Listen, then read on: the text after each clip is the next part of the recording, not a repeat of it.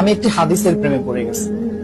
হাদিসটা হচ্ছে ঠিক এমন যে যখন বান্দা একটি ঘরে কান্না শুরু করে এবং তখন আল্লাহর ফেরেশতারা বলে যে আল্লাহ তোমার এই বান্দাটা কি জন্য কষ্ট পাচ্ছে, এবং ফেরেশতারা আল্লাহর কাছে কান্নাকাটি করে বলে যে তার মনের ব্যথাকে তুমি আল্লাহ কমিয়ে দাও। তখন আল্লাহ তাআলা বলেন যে আমার বান্দা এমন কোনো কিছুর মায়া পড়েছিল বা ভালোবেসেছিল যা আমার চাইতে সে বেশি ওই জিনিসটার প্রতি ভালোবেসে ফেলেছে।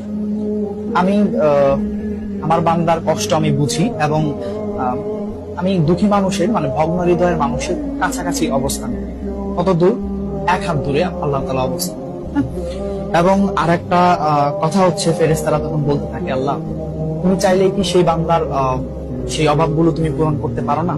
তখন আল্লাহ তাআলা বলেন যে আমি ওয়াদা করতেছি আমার বান্দা যে জিনিসটা তার জীবন থেকে হারিয়েছে তার চাইতে অধিক উত্তম জিনিস আমি তাকে দিব, যা দেখে পৃথিবীর মানুষ বিস্মিত হবে।